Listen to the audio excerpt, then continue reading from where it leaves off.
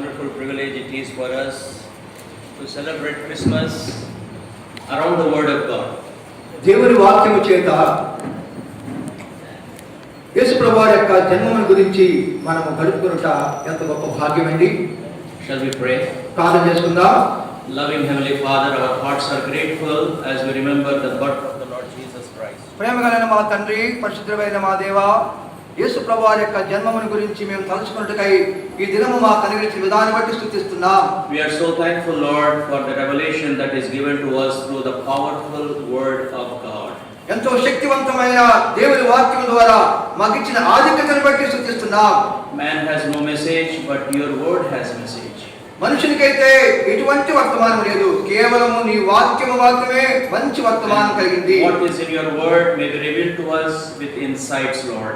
ప్రభువా, మా అంతరంగములో నీ వాక్యములో ఏముందో తెలుసుకోవడానికి మాకు సహాయపడుతురండి. So that our hearts will rejoice for your coming into this world. ప్రభువా, నీవు తిరిగి రాబోతుండగా ఆ యొక్క రాకడకు సిద్ధపడగలిగే ఈ వాక్యం ద్వారా ప్రోత్సహించండి. We thank you for the first coming of the Lord Jesus. యేసు ప్రభువారు తిరిగి రానయ్యుండగా ఆయన జ్ఞాపకం చేసినట్టుగా చాదికత బట్టి స్తుతిస్తున్నాం. Help us to have a true meaning about it. దాని యొక్క నిజమైన అర్థాన్ని గ్రహించుటకై జ్ఞానం దయచేయండి. And our hearts may be filled with worship this morning. ఈ ఉదయకాల సమయంలో మా హృదయమంతా కూడా ఆరాధనకై నింపండి. Our inner man may be strengthened, Lord. మా అంతరంగ పురుషుడు బలపరచబడును గాక తండ్రి. And our lives will be glorifying to you in this dark world where people do not know about your first coming. ఈ అంధకార లోకములో కొంతమంది ప్రజలకు నీ గురించి తెలియదు, అయితే మేము తెలిగిన మేము ప్రభువాని గురించి ధ్యానించి ఆరాధించుటకై సహాయపడుతురండి. Thank you for this place where you have brought your people. నీ ప్రజలైన వారిని తీసుకొచ్చిన ఈ స్థలాన్ని బట్టి And స్తుతిస్తున్నాం. help us to hear your word. కేవలం నీ మాట వినుటకై సహాయం దయచేయండి. Undertake for the ministry of the word. నీ యొక్క వాక్యం యొక్క శక్తిని మాకు అనుగ్రహించండి. And bless the ministry of interpretation. తర్జుమాలో కూడా మీరే కృప అనుగ్రహించండి. With thanksgiving we pray in Jesus' precious and powerful name. శక్తివంతమైన యేసుక్రీస్తు వారి యొక్క నామములో కృతజ్ఞతాపూర్వకముగా ప్రార్థించి అడిగి వేడుకుంటున్నాము తండ్రి. ఆమేన్. I wish I speak Telugu like our dear brother is speaking. ఈ పక్కన తర్జుమా చేసే నాలాగే ఆయన కూడా తెలుగు మాట్లాడతాడు. But let me tell you for 10 seconds what happened to me.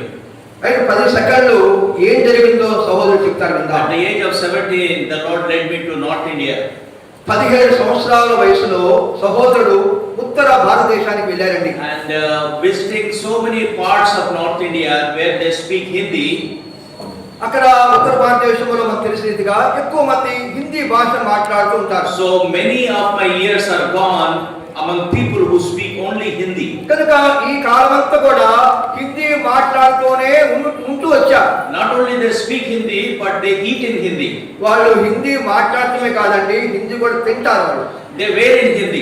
వాళ్ళు Hindi ధరించుకుంటారు. And also they walk in Hindi. వాళ్ళు హిందీలోనే నడుస్తారు. And then they sleep in Hindi. హిందీలోనే వాళ్ళు నిద్రపోతారు. So all over me was Hindi when I was growing up there. కనుక సహోదరుడు అక్కడ ఎదుగుతున్న సమయంలో అంతా Hindi మయమైపోయింది. So when I speak Telugu, lot of Hindi words come in. కనుక నేను తెలుగు మాట్లాడినప్పుడు కూడా అనుకోకుండానే హిందీ పదాలు వస్తుండే. So I don't think you want to hear such kind of Telugu. కనుక అటువంటి హిందీ మీరు వినాలని నేను కోరుకోవట్లేదు. So let me straight speak in English, very simple English, and our dear brother will interpret in Telugu. కనుక సామాన్యమైన అర్థమైన భాషలో ఇంగ్లీష్ లో సహోదరుడు మాట్లాడతారు, దాన్ని నేను తెలుగులో The word is remembering the birth of the Lord Jesus. సర్వలోకమంతా కూడా యేసు ప్రభువు యొక్క జన్మమును తలుచుకుంటున్నారు. And many people do not know what is the true meaning of the Lord Jesus. వాళ్ళు అనేక మందికి దాని నిజమైన అర్థం తెలియదు.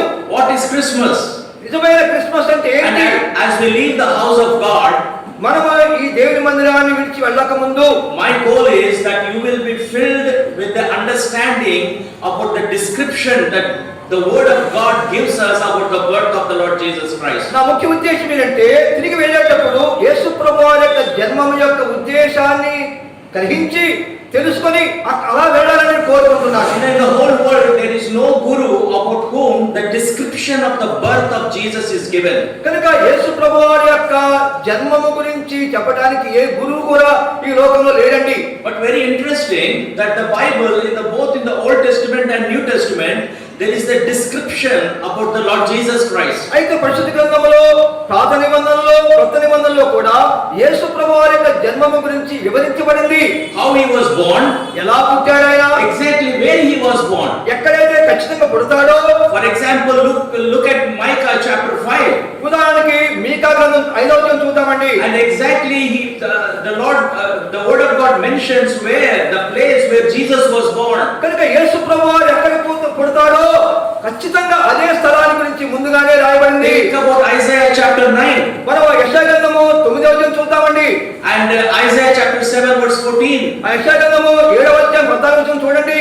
The name of the Lord Jesus Christ is given. యేసు ప్రభువారి యొక్క పేరు అక్కడ రాయబడింది. And how exactly is going to be born he was given. కనుక ఆయన ఎలా పుట్టబోతున్నాడో ముందుగానే ప్రవచించబడింది. 700 years before the birth of the Lord Jesus. యేసు ప్రభువారు జన్మించక పూర్వమే 700 సంవత్సరాల పూర్వమే ఆయన జన్మం గురించి రాయబడింది. Is there any religious guru about whom such a description is given? కనుక ఈ భూమి మీద ఉన్న ఏ గురువు గురించి కూడా ఇటువంటి వివరణ గాని వ్యాఖ్యానం గాని ప్రవచనం గాని ఇవ్వబడలేదు. Not only the description but even about the death is given in the Bible. కనుక కేవలము యేసు ప్రభువారు పుట్టుట గురించి వ్యాఖ్యానం లేక వివరణ కాదండి, యేసు ప్రభువారి యొక్క మరణము గురించి కూడా ముందుగానే ప్రవచింపబడింది. Psalms 22. కీర్తనలో 22 The description about the death of the Lord Jesus Christ is given. యేసు ప్రభువారి యొక్క మరణము గురించి వివరంగా ఇవ్వబడింది. That psalm is written by David.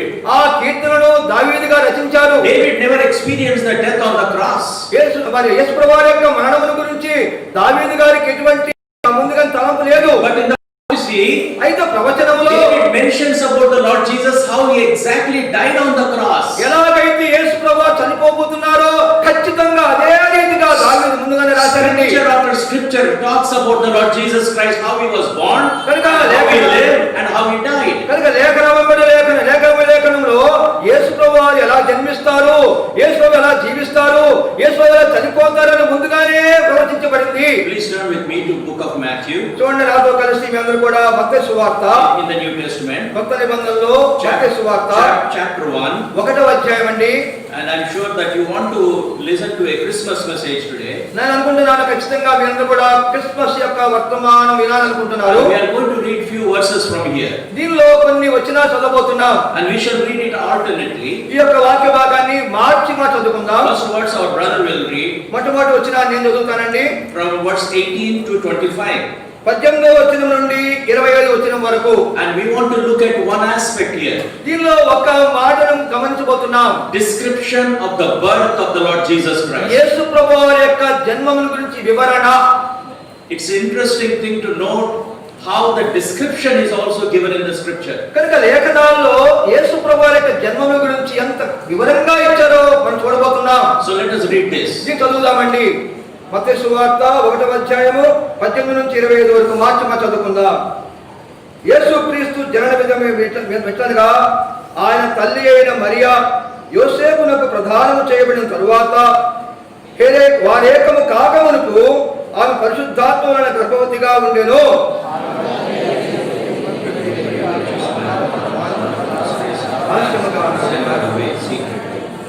అయితే అతడు ఈ సంగతులను గురించి ఆలోచించుకుంటుండగా ఇదిగో ప్రభువుతో స్వప్నమందు అతనికి ప్రత్యక్షమై, దావీదు కుమారుడైన యోసేపు, నీ భార్య అయిన మరియను చేర్చుకున్నకు భయపడకము, ఆమె గర్భము ధరించినది పరిశుద్ధాత్మ వలన కలిగినది.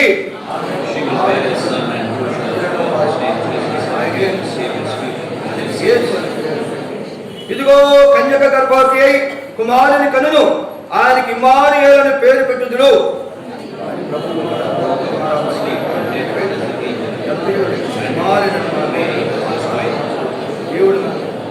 యోసేపు నిద్ర మేలుకొని ప్రభువు దూత తనకు ఆజ్ఞాపించిన ప్రకారం చేసి తన భార్యను చేర్చుకొని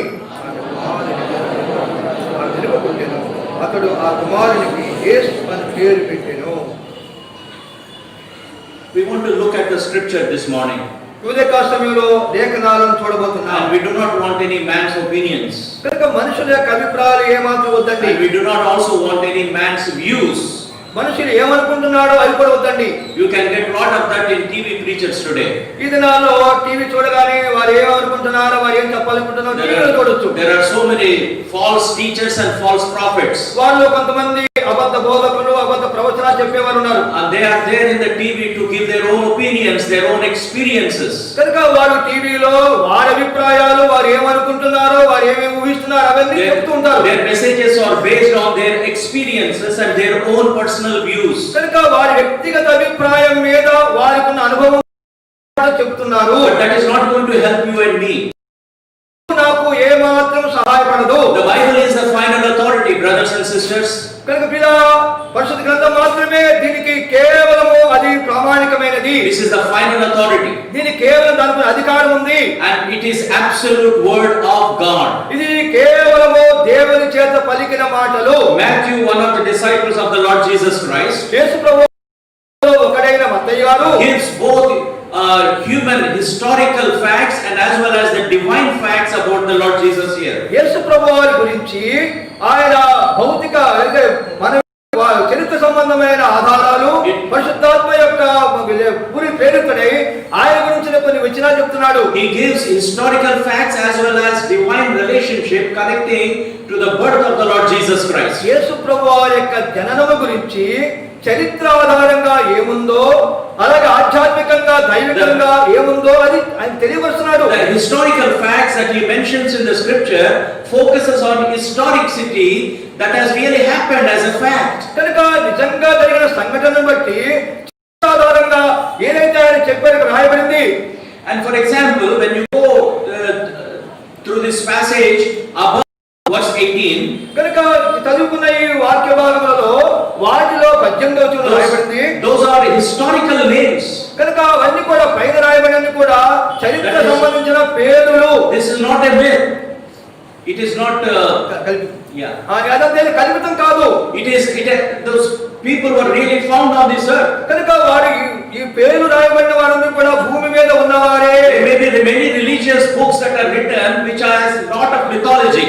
కనుక కొన్ని కల్పితాలతో పురాణ పుస్తకాలతో రాయబడిన అనేకమైన మరి భక్తి సంబంధమైన పుస్తకాలు ఉన్నవి. But sometimes you may not want to read those names because it is very difficult to pronounce them. కనుక వాటిలో కొన్ని పేర్లు పలకడానికి కష్టం కూడా ఉంది కాబట్టి వాటిని మనం చదవము, వాటిని ధ్యానం చేయము. But the Bible says all scripture is given by the inspiration of God. కనుక బైబిల్ గ్రంథం ఏం చేస్తుందంటే లేఖనములన్నీ కూడా ప్రేరేపించబడినదిగా పరిశుద్ధాత్మ ద్వారా ఇవ్వబడినది రాయబడింది. So as we look into this portion from verse 18, we will see the importance why the list of those names are given. కనుక 18వ వచనం నుంచి రాయబడి చదువుకుంటూ వచ్చాము, ఎందుకు చరిత్ర ఆధారంగా వారి పేర్లు ఇవ్వబడ్డవి. Now the question is, ప్రశ్న ఏంటంటే what is the description that we find in the birth of the Lord Jesus? యేసు ప్రభువారి యొక్క జనన విధానములో ఆయన గురించి వివరణ ఏమిటి? 3 insights. మూడు అంతర్భాగాలండి. Number 1, మొట్టమొదటిగా difference about the birth of the Lord Jesus. Difference about the birth of the Lord Jesus. యేసు ప్రభువారి యొక్క జననములో ఉన్న వ్యత్యాసము. Difference between the group that is mentioned here in genealogy and the birth of Lord Jesus, there is a difference. కనుక ఈ రాయబడిన పేరులలో వారి యొక్క జన్మము, యేసు ప్రభువారి యొక్క జన్మము యొక్క తేడా ఏంటి? The second insight is రెండవ అంతర్భాగం ఏంటంటే directives, directions that are given regarding the birth. ఆ యొక్క యేసు ప్రభువారి యొక్క జననం యొక్క దిశలు, దిక్కులు ఇవ్వనివి. The third insight, మూడవది అంతర్భాగము divine order about the birth of the Lord Jesus. యేసు ప్రభువారి యొక్క జననము గురించిన దైవికమైన మర్మము. Now please look into the passage. ఇప్పుడు చూద్దాము ఈ యొక్క వాక్య భాగములో Chapter 1, 1వ అధ్యాయము verse 18 to 25. 18 నుంచి 25 వరకు. The first one is మొట్టమొదటి వాక్యము difference about the birth of the Lord Jesus. యేసు ప్రభువారి యొక్క జన్మమును గురించిన వ్యత్యాసము. Now you will notice in this particular portion ఈ యొక్క భాగములో మనం గమనిస్తే that the difference in the birth of the Lord Jesus Christ is divine. యేసు ప్రభువారి యొక్క జన్మము దైవికమైనది. Entirely different from human ways. కనుక మానవ సంబంధమైనది, కేవలం దానికి వ్యత్యాసంగా ఉంటుంది. And that's why we need to know the description about the birth of Jesus. కనుకనే యేసు ప్రభువారి యొక్క జన్మమును గురించిన వ్యత్యాసం తెలుసుకోవాలి. This is a unique birth.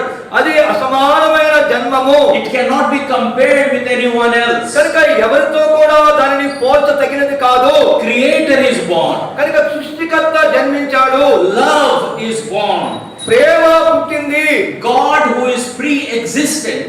కనుక ముందుగానే ఉన్నవాడు. That's how the Bible describes ఆ బైబిల్ సెలవుస్తా ఉంది. God who is pre-existent, ఎవరైతే ముందు అన్నిటికంటే ముందుగా ఉన్నాడో, who is in existence from eternity to eternity, నిత్యత్వము నుంచి నిత్యత్వం వరకు ఉన్నవాడు. that God is born.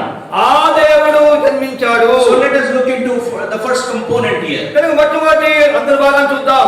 Birth that is different from the genealogy. కనుక ఈ జన్మ మిగతా వారి జన్మమునకు యేసు ప్రభువు యొక్క జన్మమునకు తేడా. Now look at verse 18. 18వ చూద్దామండి. The first word that comes in English, it is not in Telugu, it says the word now. మన తెలుగులో లేదు కానీ ఇంగ్లీష్ లో ఏముందంటే నౌ, ఇప్పుడు. Now the birth of Jesus Christ was as follows. కనుక ఈ రీతిగా యేసు ప్రభువు యొక్క జన్మించబడింది. There is a Greek word for now.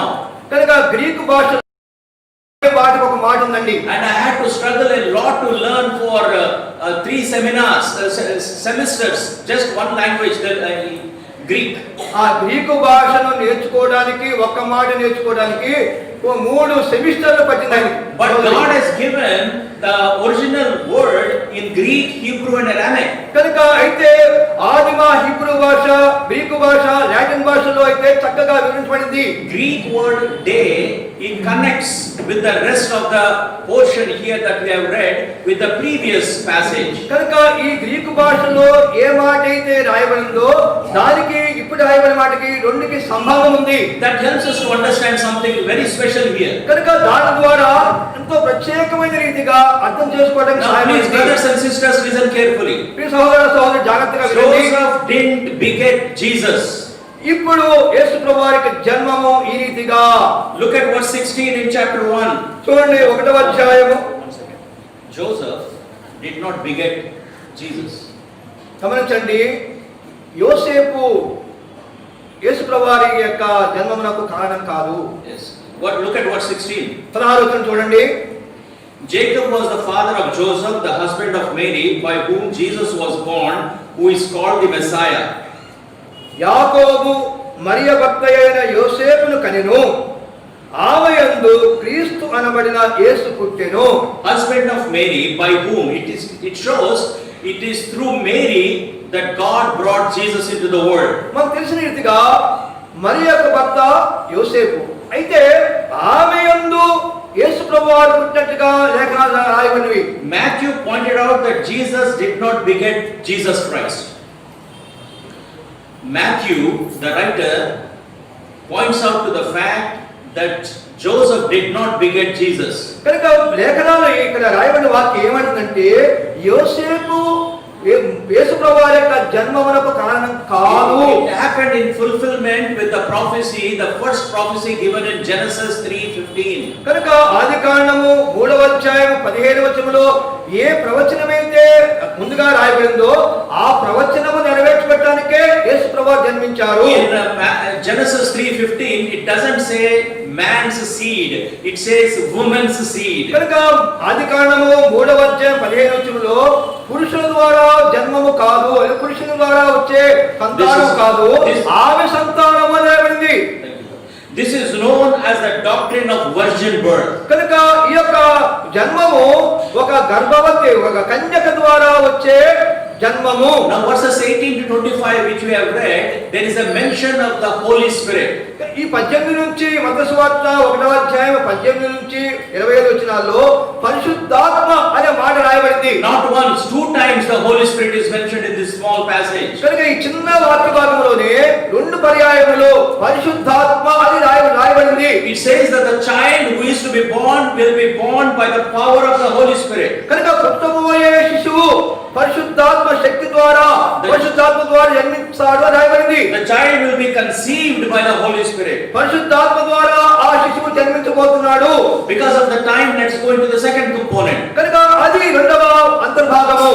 The birth with a different purpose. కనుక ఒక ముఖ్యమైన లేదా వేరే ఎంతో గొప్ప ప్రణాళికతో కూడిన The జన్మము. birth of the Lord Jesus was different from genealogy. కనుక చరిత్ర ఆధారంగా యేసు ప్రభువు యొక్క జన్మము ఎంతో వ్యత్యాసమైనది. It's also different because of the purpose for which Jesus was born. యేసు ప్రభువు యొక్క పుట్టుక యొక్క ఉద్దేశము కూడా ఎంతో ప్రాముఖ్యమైనది కనుక ఆ ఉద్దేశంతో ఆయన జన్మించాడు. Verse 21 makes it very clear. అది 21వ వచనంలో చాలా స్పష్టంగా ఉంది. Save his people from their sins. తన ప్రజలను వారి పాపముల నుండి ఆయనే రక్షించును. Now John's Gospel, 1 John chapter 3. 1వ యోహాను పత్రిక 3వ అధ్యాయము Look at verse 5. 5వ వచనం చూడండి. Here, when John the Apostle mentions about Jesus coming to this world, he doesn't say he was born, but he says life is manifested. Jesus is manifested. కనుక అపోస్తలుడైన యోహాను గారు ఆయన పత్రికలో రాసిన ఈ విషయాన్ని లేక ఆయన పుట్టబోతున్నాడని రాలేదు కానీ ఆయన ప్రత్యక్షము కాబోతున్నాడు అని అంటున్నాడు. Chapter 3 verse 5. చూడండి 1వ యోహాను పత్రిక 3వ అధ్యాయం 5వ వచనము.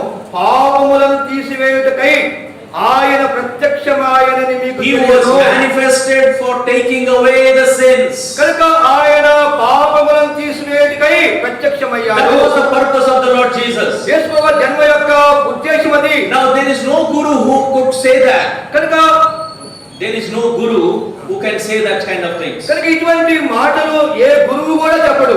Because they came from earth and they want to show the way.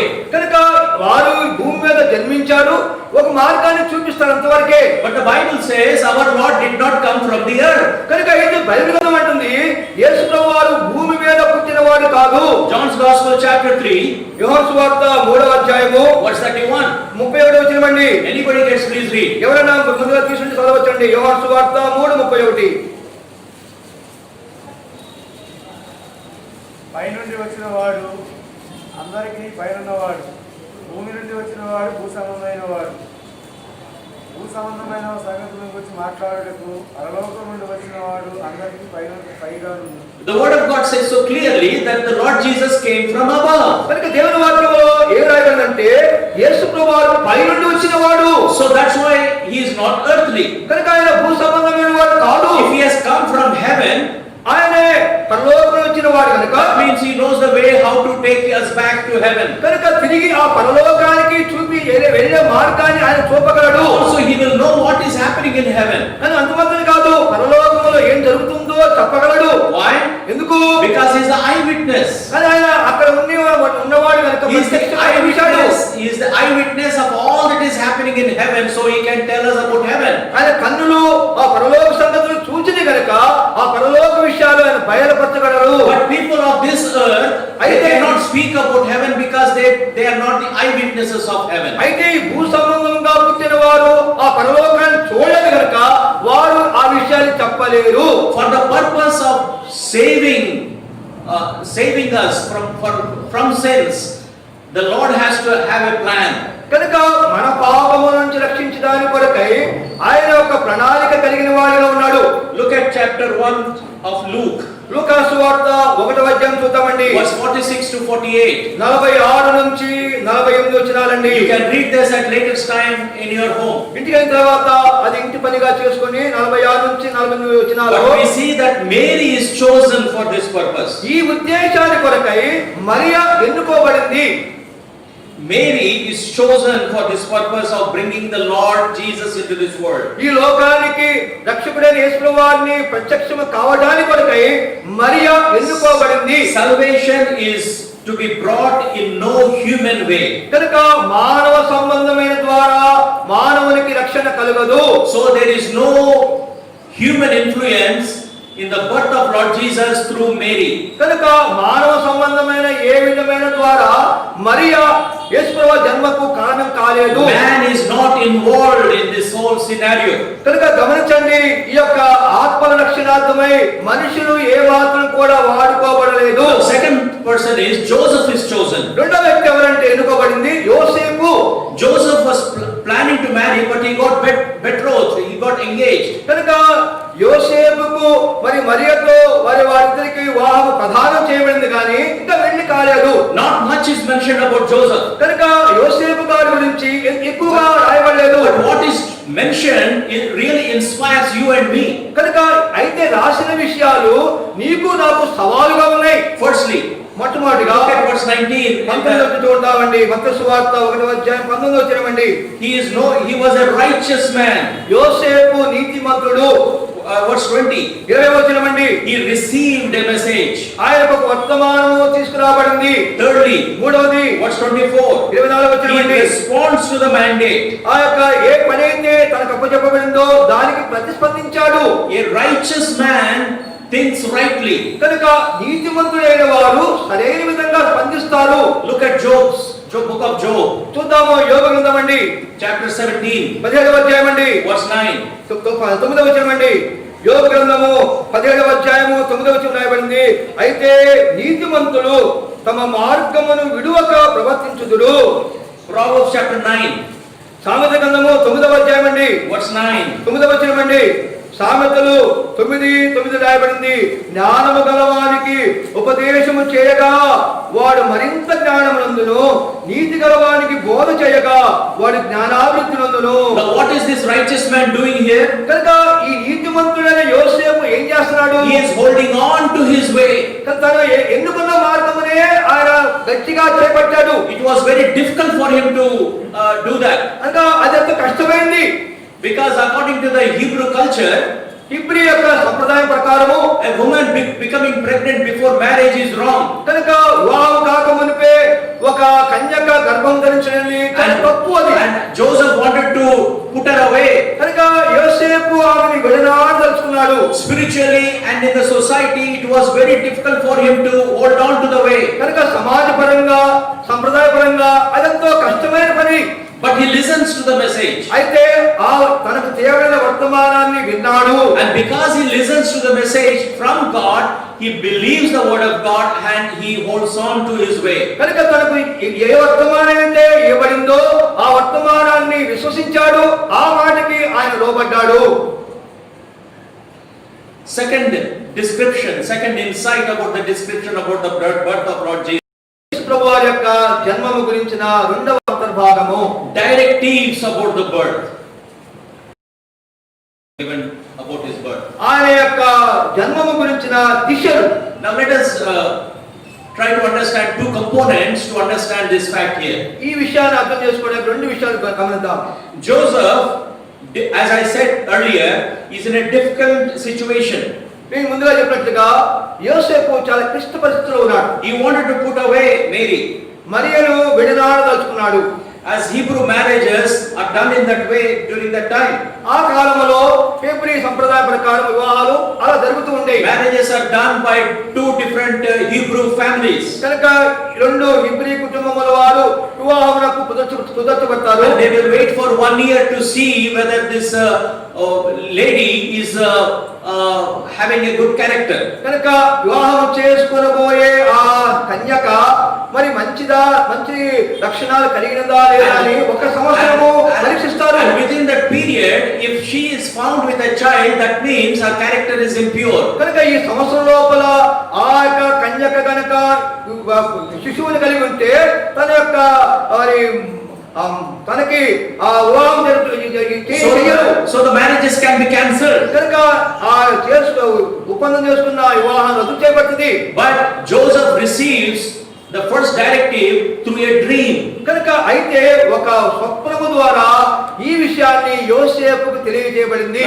God chose his own way to communicate with people. కనుక ప్రజలతో ఆయన సంబంధం కలిగి ఉండడానికి రకరకాల విధాలమైన పద్ధతుల్లో దేవుడు ఆశ్రయిస్తుంటాడు. Joseph did not have complete Bible like we have. కనుక మనం ఏ రీతికైతే ఈ బైబిల్ గ్రంథం కలిగి ఉన్నామో అప్పుడు ఆ దినాల్లో యోసేపుకు లేదు. But we have complete revelation today. అయితే ఈ దినాన నీకు నాకు ప్రత్యక్షత ఇవ్వబడింది. And God speaks to us through his word. కనుక దేవుడు మనతో తన వాక్యం ద్వారా మాట్లాడుతూ ఉంటాడు. And this Bible must be interpreted in the context of the Bible itself. కనుక దేవుడి భాషలోనే బైబిల్ బైబిల్ తర్జుమా చేసి మనకి అర్థమయ్యేది రాశారు. Not like many people today, they are interpreting Bible with their experience. అయితే ఈ దినాల్లో కొంతమంది వాడుకున్న అనుభవంతో ఈ బైబిల్ గ్రంథాన్ని తర్జుమా చేస్తున్నారు. No, the Bible has to authenticate my experience. My experience does not authenticate the word of God. అయితే నా యొక్క సంబంధం నేను అనుకునే విషయాలు జరగాలి కానీ దేవుని సంబంధంగా జరగకూడదు బట్ట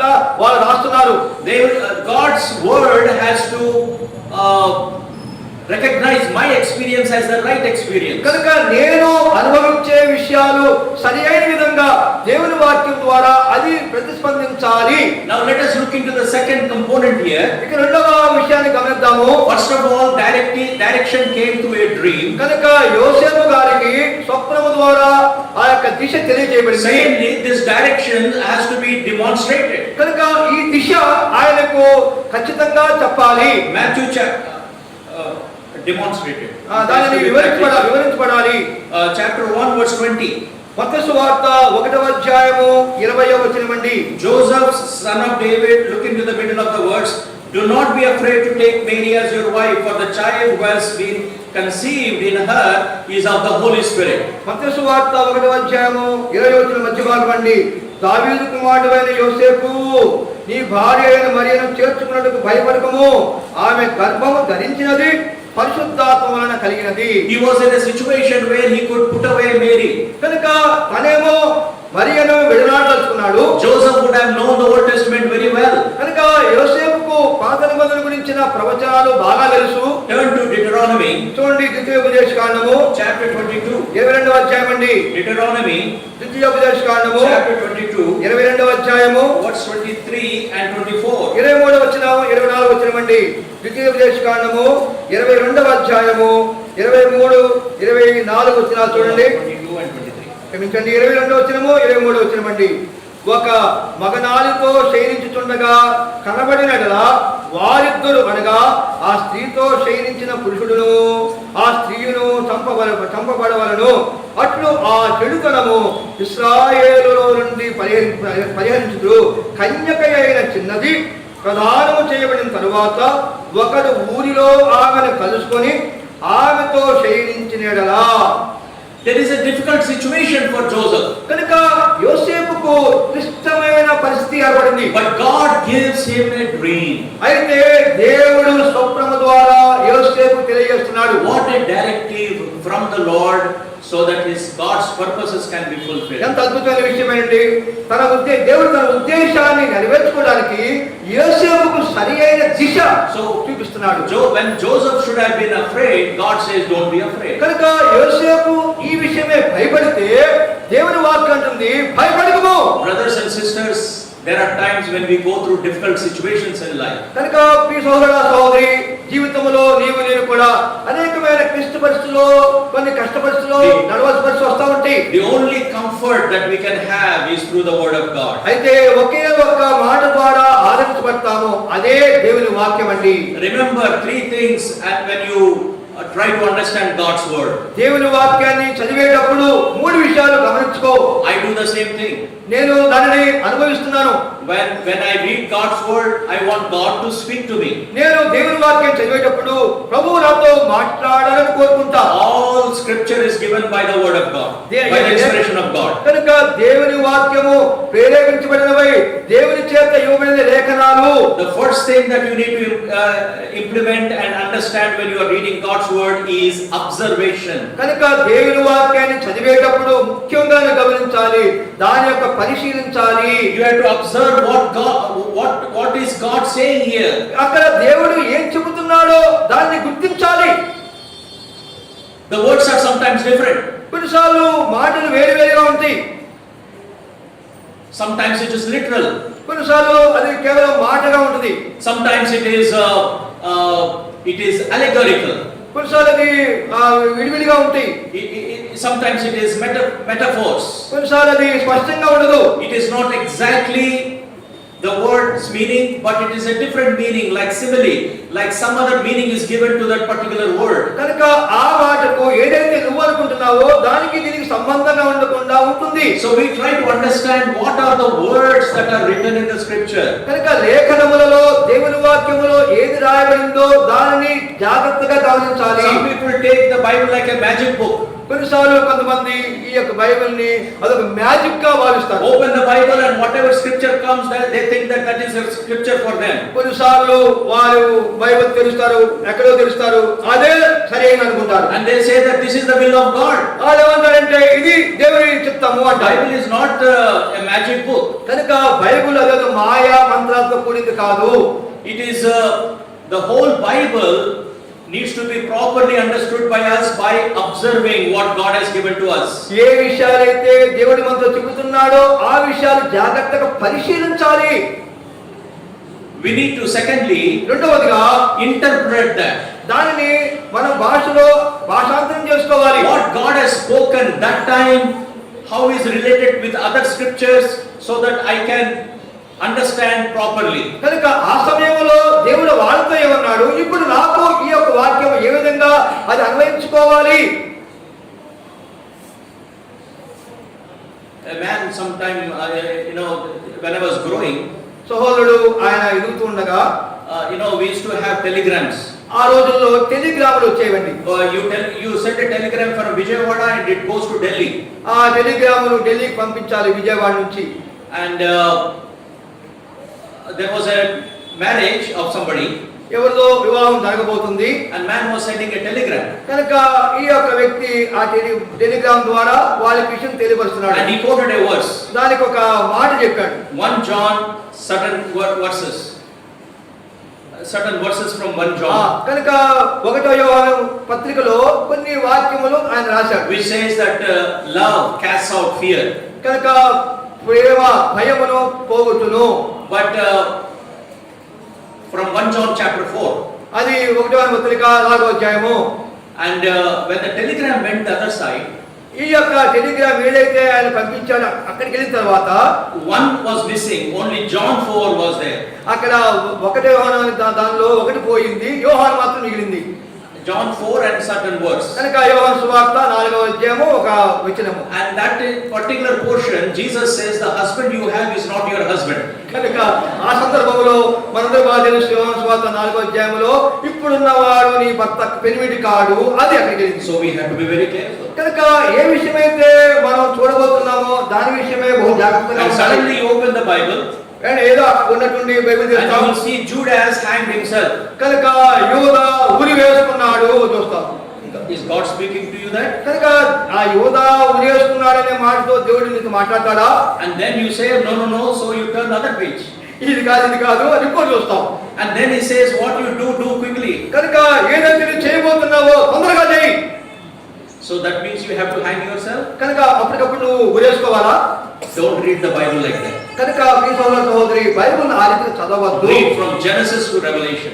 ఆది కాండము నుంచి ప్రకటన వరకు క్రమంగా చదవండి. Systematically. ఒక క్రమ పద్ధతితో చదవండి. Observe what the words are given. కనుక అక్కడ ఏ విషయాలైతే వాక్యం రాయబడిందో పరిశీలించు. Sometimes they are poetical words. కొన్నిసార్లు అది పద్య రూపంలో ఉంటాయి. Sometimes it is prophetical words. కొన్నిసార్లు ప్రవచన రూపంలో ఉంటాయి. So we need to understand how those words are relating to us. కనుక ఈ చదివిన వాక్య భాగము నాకు ఏ విధంగా పనిచేస్తవి. Secondly, interpret that. దానిని భాషాంతరం చేసుకోవాలి. And try to understand from various scriptures from the scripture. కనుక ఈ పరిశుద్ధ గ్రంథంలోని ఆయా వచనాల ద్వారా దాన్ని జాగ్రత్తగా అన్వయించుకోవాలి. What people do is instead of understand from within the scripture, they go to their experience immediately. కనుక ఈ ప్రవచన గ్రంథంలోని వాక్యం ద్వారా దానిని అన్వయించుకునే బదులుగా సొంత జ్ఞానం ఉపయోగించుకుంటూ Brothers and sisters, that is a wrong interpretation. మీ సహోదర సహోదరి అది సరైనది కాదు. Thirdly, మూడవదిగా apply the scripture. ఆ యొక్క ఏదైతే లేఖనాలు ఉన్నావో దాన్ని అన్వయించుకో. The third important factor is application. కనుక ఏదైతే నువ్వు చదివావో ఏదైతే నువ్వు అనుకుంటున్నావో అది అవలంబించాలి. Observation, కనుక పరిశీలించాలి. interpretation, భాషాంతరం చేసుకోవాలి. thirdly, application. దానిని మనం క్రియాపూర్వకంగా అన్వయించుకోవాలి. You need to apply for today's need. కనుక ఈ రోజు నా అవసరత కొరకై దానిని There అన్వయించుకోవాలి. may be some timeless truth that God has given that time. కనుక దేవుడు దాని వాక్యములో సమయం ఇచ్చాడు. The truth that has no time. కనుక ఆ సమయము కొన్నిసార్లు సమయం లేకపోవచ్చు. No. There is a truth. For example, Joseph యోసేపు is a righteous man ఆయన నీతిమంతుడు. and he did not put away Mary. మరియను విడనాడదలుచుకోలేదు. Now what is the truth that I am learning? కనుక దీనిలో నేను నేర్చుకోవాలి. I am learning that I had to hold on as a righteous man to the teachings of God's word. ఒక నీతిమంతుడైన యోసేపు ఏ విధంగా అయితే దేవుని వాక్యమును అన్వయించుకున్నాడో నేను కూడా ఆ విషయంలో దేవుని వాక్యం గట్టిగా చేపట్టాలి. That is called the truth that is there that time and truth that is there today. కనుక దాని అర్థం ఏంటంటే ఆ సమయంలో జరిగిన దానికి ఇప్పుడు జరగబోయే దానికి రెండింటికి సమన్వయము. That time it was Mary for him. కనుక ఆ సమయంలో యోసేపు గారికి Mariya. But today it may be a different thing altogether. కనుక ఈ దినాన ఇది నాకు వేరే ఉద్దేశం ఉండొచ్చు. But the truth is same. అయితే సత్యము మాత్రం ఒకటే. Like I read Proverbs chapter 9 verse 9 about the righteousness. కనుక మనం చదివినట్లుగా సామెత గ్రంథము 9వ అధ్యాయం 9వ నీతిమంతుడి గురించి మనం చదివాము. And from Job. మనం యోబు గ్రంథం చదివాము. So we have to be righteous in holding on to the way of God. దేవుని మార్గములలో నడవడానికి కొరకై నీవు నేను నీతిని కలిగిన వారముగా ఉండాలి. So at that particular time God is giving Joseph, don't be afraid. కనుక ఆ సమయంలో యోసేపుకు దేవుడు బయలువచ్చిన విషయం ఏంటంటే భయపడకు. You know, there are times because of our personal integrity, కొన్నిసార్లు మన వ్యక్తిగతమైన పరిస్థితులను బట్టి because of our spiritual struggle, కొన్నిసార్లు ఆత్మీయంగా నీవు నేను ఒడిదొడుకుని ఉంటాయి కాబట్టి, and fear of society, సంఘములో సమాజంలో కొన్ని భయాలు ఉంటాయి all కాబట్టి these come as a fear to me. కనుక ఇవన్నీ భయాలు ఆవరించేస్తాయి. The Lord says, don't be afraid. ఆ సమయంలో దేవుడు అంటున్నాడు భయపడకు. That is a great lesson that Joseph learned. ఆ గొప్ప పాఠమును ఆ విషయాన్ని మరి యోసేపు That is నేర్చుకున్నాడు. a great lesson for you and for me today. యోసేపు నేర్చుకున్న పాఠము నీకు నాకు కూడా అన్వయించుకోవాలి. Now believe that your thoughts are always known to God. కనుక నీ ఉద్దేశములు నీ యొక్క ఆలోచన దేవుడికి ఎప్పుడు కూడా తెలుసును అని గమనించు. Did you see in this passage Matthew chapter 1? చూడండి మత్తయి సువార్త 1వ అధ్యాయం చూశాం కదా. When Joseph was thinking, the thoughts reached God. కనుక యోసేపు ఏదో విషయం గురించి ఆయన ఆలోచిస్తూ ఉన్నాడు. When Joseph was thinking to put away Mary, మరియను రహస్యముగా విడనాడ the ఉద్దేశించాడు. Lord knew those thoughts. అయితే ప్రభు ఆ ఉద్దేశములను గ్రహించాడు. First Chronicles మొదటి దినవృత్తాంత గ్రంథము chapter 28 28వ అధ్యాయము verse 9. 9వ వచనమండి. Look at that fragment of that verse and understands every intent of the thoughts. ఆ చిన్న వాక్య భాగం చూడండి. దినవృత్తాంతముల మొదటి గ్రంథము 28వ అధ్యాయము 9వ వచనమండి. సొలొమోనా నా కుమారుడా, నీ తండ్రి యొక్క దేవుడైన యెహోవా అందరి హృదయములను పరిశోధించువాడును. He knows every intent of the thoughts. కనుక ఆలోచన సంకల్పం ఎరిగినవాడు. Look at Psalm 94 చూడండి కీర్తన గ్రంథము 94వ అధ్యాయం కీర్తన verse 11. 11వ వచనం చూడండి. Chapter 94 verse 11. కీర్తనలో The Lord knows the thoughts. నరుల ఆలోచనలు యెహోవాకు తెలిసి ఉన్నది. Matthew's 12th chapter మత్తయి సువార్త 12వ అధ్యాయం అండి verse 25. 25వ వచనం అండి. And knowing their thoughts, Jesus said to them. యేసు వారి హృదయ ఆలోచన ఎరిగిన వారై వారితో ఇట్లనెను. You know, but Mary was not found guilty. అయితే మరియా దాని విషయమై నేరస్తురాలుగా ఎంచబడలేదు. If the pregnancy of Mary is caused by man, ఒకవేళ పురుషుని ద్వారా మరియ గనక గర్భం ధరించి ఉంటే the child would be born and the category would be Romans 3:23. ఆ యొక్క శిశువు జన్మించేవాడు. అతను ఏ కోవకు చెందేవాడంటే రోమపత్రిక 3వ అధ్యాయము 22వ వచనము. All have sinned. అందరూ పాపం చేసి. No. Mary did not come in that category. అయితే మరియా ఈ గుంపుకు చెందిన స్త్రీ కాదు. The perfect person is needed for salvation. కనుక రక్షణకు సరియైన వ్యక్తి నిర్ణయించబడాలి. Now let's go to the third and the last insight. మూడవది చివరి యొక్క అంతర్భాగం చూద్దామండి. We have just seen the directives, the directions given during the birth of Jesus. యేసు ప్రభువారు జన్మించినప్పుడు ఏ దిశనైతే ఏ మార్గమైతే ఇవ్వబడిందో చూశాము. Firstly, we have seen that difference of the birth of the Lord Jesus. మొట్టమొదటిగా యేసు ప్రభువారి యొక్క జన్మము ఇతరుల జన్మం యొక్క వ్యత్యాసము చూశాము. Thirdly, we are seeing the divine order of the birth of the Lord Jesus. మూడవదిగా దైవికమైన క్రమము యేసు ప్రభు జన్మం గురించి చూడబోతున్నాం. Firstly, మొట్టమొదటిగా the divine order to be without human influence. కనుక మానవరహితమైన జన్మ అనేది. And the scriptures that we have been reading and seeing from Old Testament, New Testament is very clear. కనుక ఈ లేఖనంలో రాయబడిన ప్రకారము ఆదికాండము నుంచి ప్రవచనాలన్నీ కూడా ఆయన గురించి రాయబడిన జన్మ గురించి రాయబడింది. Secondly, రెండవది the divine order to be with heavenly influence. కనుక పర సంబంధమైన యొక్క దాని ద్వారా కలిగిన జన్మమది. Thirdly, మూడవది the divine order to be with holy influence. కనుక పరిశుద్ధమైన జన్మము ద్వారా జరగబోయేది. The plan of God is to save people. దేవుని యొక్క ఉద్దేశము మానవులు రక్షించబడాలి. According to verse 21. మూడవ మత్తయి సువార్త 1:21 ప్రకారము. And that's why the Christmas has come into this world. ప్రియులారా, అందుకనే ఈ సర్వలోకానికి క్రిస్మస్ వచ్చింది. Christmas today means God brought salvation to mankind. Christmas అనగా దేవుడు మానవులకు రక్షణ అనుగ్రహించాడు. Look at verse 21. 22 చూద్దామండి. మత్తయి సువార్త He will save his people from their sins. తన ప్రజలను వారి పాపముల నుంచి ఆయనే రక్షించును. Who are his people? కనుక ఎవరు ఆయన ప్రజలు? Did you ever think about it? దాని గురించి ఇప్పుడు ఆలోచించావా? If you have not thought, this is how you have to read the scripture. కనుక ఇప్పటి వరకు ఆలోచించకపోతే ఇప్పుడు ఈ లేఖనం ద్వారా ఆలోచించు. When you are reading the scripture in morning quiet time or evening quiet time, ఈ యొక్క మౌన ధ్యానము ఉదయం కానీ సాయంకాలము దేవుని వాక్యం చదివేటప్పుడు and you say his people, కనుక ఇక్కడ తన ప్రజలు అంటున్నాడు. who are his people? కనుక ఎవరు తనవారు? People who are not saved are not his people. రక్షించబడని వారు ఆయన వారు car. But he says the Lord will save his people. అయితే ఇక్కడ రాయబడింది తన ప్రజలను ఆయనే రక్షించును. Now do you remember what I said little earlier? ఇంతకు ముందు చెప్పాను కదా, వాడి జ్ఞాపకం ఉందా? You have to interpret the scripture by scriptures itself. కనుక లేఖనముల ద్వారానే దేవుని వాక్యాన్ని భాషాంతరం చేసుకోవాలి. Who are his people? కనుక ఎవరు ఆయన వారు? Romans 8:29. రోమపత్రిక 8వ అధ్యాయము 28 రాయబడింది. 29. క్షమించండి, 29 రాయబడింది. They రోమపత్రిక are 8. they are predestined people. వారు ముందుగా నిర్ణయించబడ్డారు. It is speaking about them. కనుక వారి గురించి రాయబడింది. It is predestined. కనుక ముందుగా నిర్ణయించబడిన వారు. Who are these people? ఎవరు వారు? Ephesians chapter 1 ఎఫెసు పత్రిక 1వ అధ్యాయము verse 4. 4వ వచనమండి. Chosen people. వారు ఏర్పరచుకున్న వారు. So God has planned salvation for his people. దేవుడు తన ప్రజల కొరకై ఆయన నిర్ణయించాడు. According to Romans 8:29. రోమపత్రిక 8:29 ప్రకారము Predestined. ముందుగా నిర్ణయించబడ్డారు. When did God chose you, brother and sister? సహోదర సహోదరి, దేవుడు నిన్ను కూడా ఏర్పరచుకున్నాడు.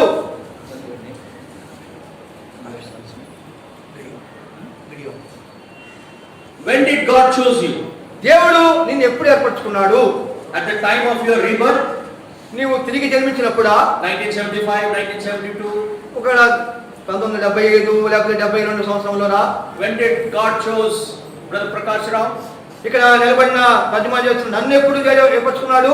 What does the Bible say? Bible ఏమంటుందండి? Not my view. ఇది నా మాట కాదండి. What does the Bible say? Bible గ్రంథం ఏమంటుంది? Bible says, బైబిల్ అంటుంది, before the foundation, భూమికి పునాది వేయబడక మునిపే. the history of mankind starts here. కనుక చరిత్ర ఇక్కడ ప్రారంభమవుతుంది. Adam was born, ఆదాము జన్మించాడు. but before Adam, అయితే ఆదాముకు ముందు eternity.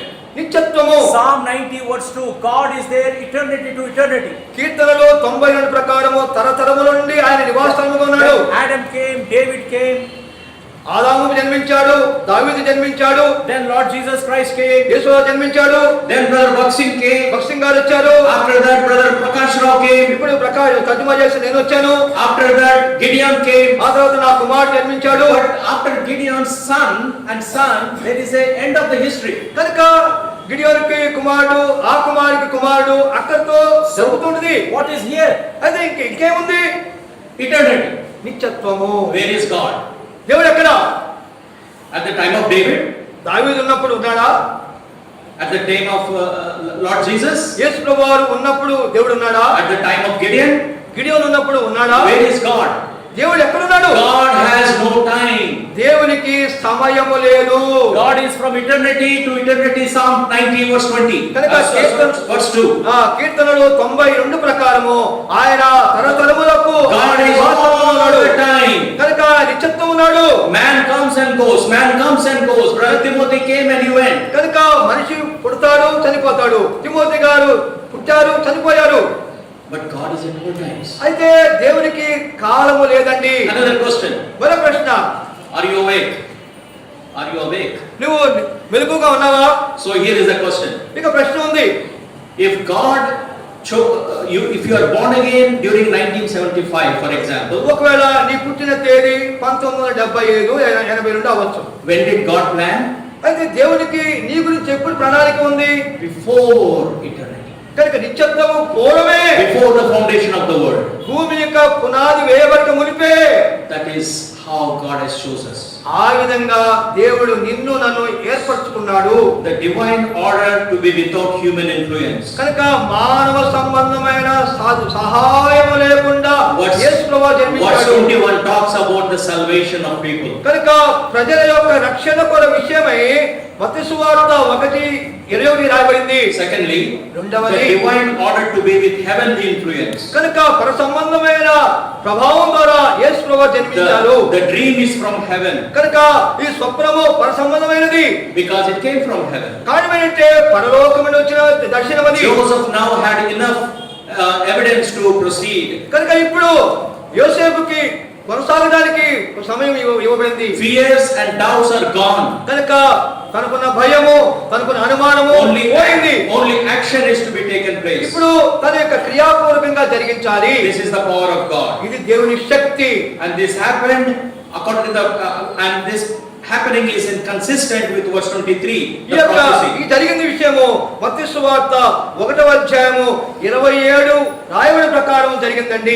Third component, and we will close. కనుక మూడవ అంతర్భాగాన్ని చూసుకొని ముగించుకుందాం. The divine order is to be holy influence. కనుక మరి దేవుని యొక్క దైవికమైన ఉద్దేశము ఆ సంబంధమైనదిగా పరిశుద్ధమైనదిగా ఉండాలి. Brothers and sisters, ప్రియ సోదరుల సహోదరి, look at verse 18. 18వ చూడండి, Look at verse 20 20వ చూడండి, and 21. 21 చూడండి. What do you observe? అక్కడ ఏం చూస్తామండి? Son. కుమారుడు. Verse 21. 21 వచనము Son. కుమారుడు. And verse 18. 18వ వచనము Holy Spirit. పరిశుద్ధాత్మ. And verse 23. 23వ వచనము God. దేవుడు. Who are present here? ఎవరెవరు ఉన్నారండి ఇక్కడ? Holy Spirit, పరిశుద్ధాత్మ దేవుడు, Son, కుమారుడు, and మూడవది God. దేవుడు. Who is present? కనుక ఎవరు ఉన్నారు? Trinity is present in the birth of the Lord Jesus. యేసు ప్రభువారు జన్మించినప్పుడు త్రిత్వము ఉంది. Jehovah's Witnesses are put to shame. కనుక యెహోవా సాక్షులు అనేవారు దీని ద్వారా వారు If సిగ్గుపరచబడతారు. they come to your house knocking the door, కొన్నిసార్లు మన ఇంటికి వచ్చి తలుపు కొడతారు యెహోవా సాక్షులు. tell them you don't have time, go out. కనుక చెప్పండి వాళ్ళతో ఖచ్చితంగా మాకు సమయం లేదు, వెళ్ళిపోండి. They are heretical people who are teaching wrong doctrines. వారు తప్పుడు సిద్ధాంతమును బోధించే వాళ్ళు. May the Lord help us. ఆ విధంగా ఉండకుండా వారిని తోసినట్టుగా ప్రభు మనకు సహాయం చేయనుగా. May the Lord help us to understand that the birth of the Lord Jesus is different from rest of the people. మిగిలిన ప్రజలతో పోల్చినప్పుడు యేసు ప్రభు వారి యొక్క జన్మము అదెంతో వ్యత్యాసమైనది, అది అసమానమైన గుర్తించడకై ప్రభు మనకు సహాయం He has దయచేయగా. received directives from heaven. ఆ యొక్క విషయము సంబంధమైనదిగా మనకు తెలియపరచబడింది. And there is a divine order in the birth of the Lord Jesus. యేసు ప్రభు వారి జన్మములో Even దైవికమైన క్రమం ఉంది. Even the Trinity is involved in that. త్రిత్వము కూడా దీనిలో ఇమర్చబడింది. You know, this celebration of Christmas will be so meaningful if we let the word of God saturate our hearts. ఈ యొక్క దేవుని వాక్యము మన హృదయాన్ని శుద్ధి చేయడం ద్వారా ఆ విధంగా ఆయన జన్మమును క్రిస్మస్ ను నూతనంగా జరుపుకోవడానికి సహాయం If చేయండి. these truths penetrate our hearts, the Christmas will be a wonderful celebration in home, in church, in society, everywhere. కనుక ఏ వాక్యం అయితే ఏ విషయాలైతే దేవుని గ్రంథములో రాయబడినవో ఆ విషయాలు హృదయాన్ని గురించి ఆయనను మరి సేవించుటకును ఆయన జన్మమును నూతనంగా జరుపుకోవడానికి మనందరికీ సహాయం దయచేయను గాక. Lastly, చివరిగా praise God for good translation.